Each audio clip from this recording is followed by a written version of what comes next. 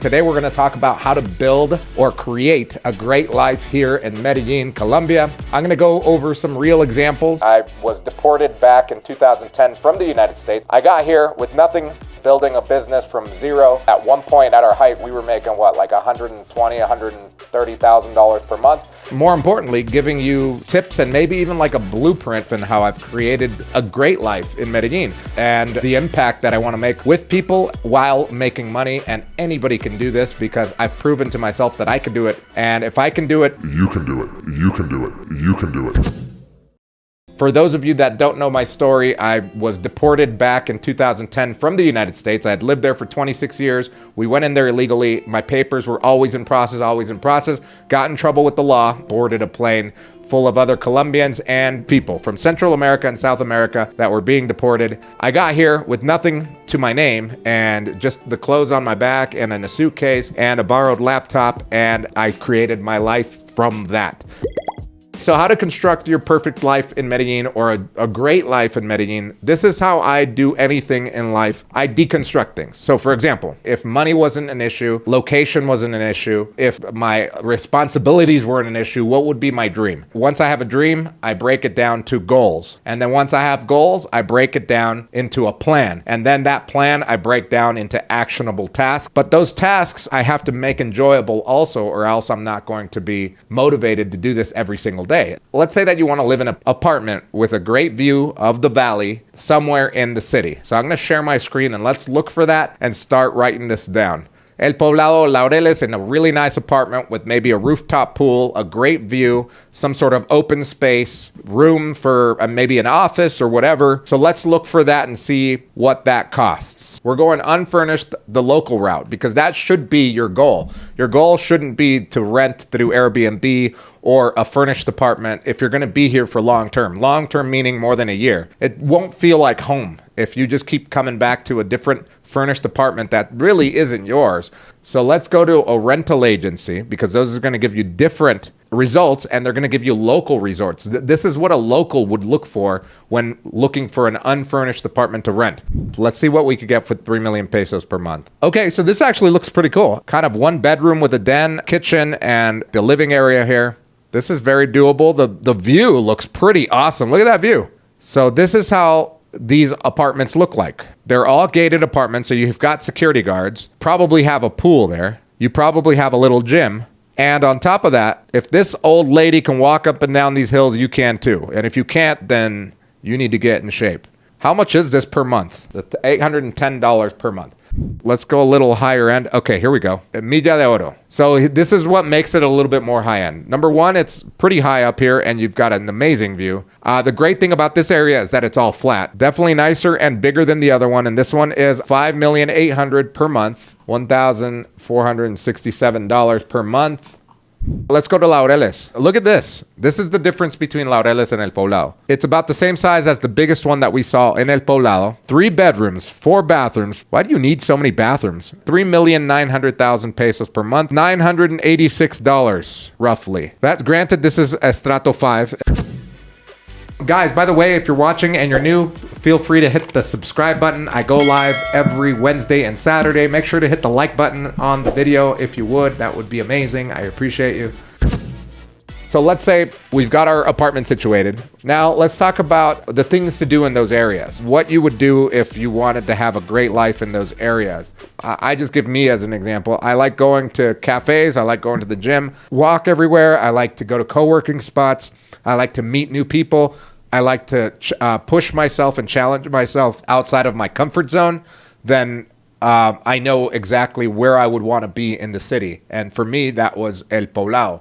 I've lived in 7 different neighborhoods. When I didn't have enough money to live in El Poblado, 7 years ago, I was able to rent an apartment with my best friend, which is also my business partner in my digital marketing company here in Manila, and my brother, who was living with us and working with us on our business. And it was a small apartment and we were only paying like $300 per month. And then from there, living in my own apartment with a great view in the same neighborhood. So if you want to have a great life, you have to know what you want out of Medellin. And I think that goes for anything in life, right? If you want to succeed at it, then you have to know what it is that you want. And there are a few things that you also need to know. For example, I've worked on with my own therapist. I've never been shy about telling people that I've worked with a therapist. Some of the things that we have worked on to design this lifestyle that I have is, number one, is to find purpose in my life, because not everybody is wired the same way. I'm wired to where I want to make an impact on the world. That's why I have this channel. That's why I give away all my information on YouTube and the Medellin Dream Academy. The link is in the description below. Because I want to make an impact and I want to help people, change their lives, even if it's just a little bit. If you could change your course on the ocean by just a little bit, years from now, you'll be way beyond the destination where you were going before. So the thing that I had to work on was to define my purpose in life. And it's not material. Money is easy to make. Money is just paper. And some of you watching probably will agree with this. Some people watching just don't know this yet, but money is very easy to make. Anybody can make it. And it's just a tangible thing that we trade for goods. And unfortunately, we need it to do some of the things that we want to do.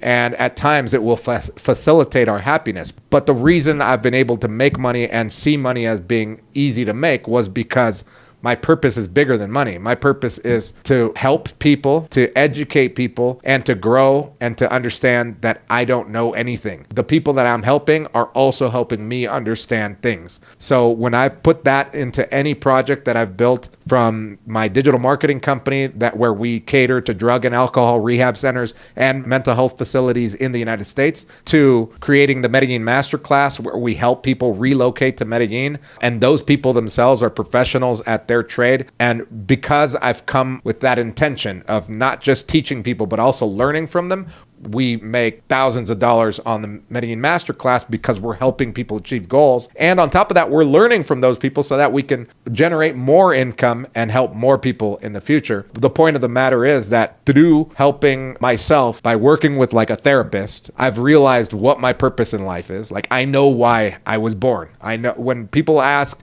like in the movies or whatever, what's the meaning of life? I know my meaning of life. I know that I'm here to help people and to learn. And vice versa. Learn and then teach people what I've learned, and keep learning and then teach people what I've learned, and do it for free, because the money will come. The money comes always. It's easy.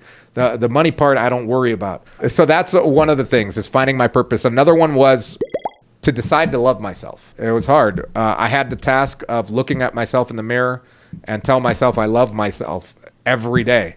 So now that I'm able to say it to myself every day, knee-jerk reaction, and mean it, my attitude towards things have changed too, which is interesting how that has evolved. And it's helped me with my life in Medellin because I've been able to open up and have friends from all walks of life. I've had people in my life that have said to me that they don't like to add a lot of new people in their life, a lot of new friends, because if a person's not adding value to them, then they don't want to be friends with them. And I don't believe that to be true, because I think everyone, from the person that is blind or deaf or whatever, or the person living on the street, to the most richest person on the planet, every human being can add to your life in some way, shape, or form. And it's up to you to decide that, not them. Learning to become disciplined, because not everybody's disciplined. I think most people are not disciplined just by human nature. We just like instant gratification a lot of the times, and we're not very disciplined.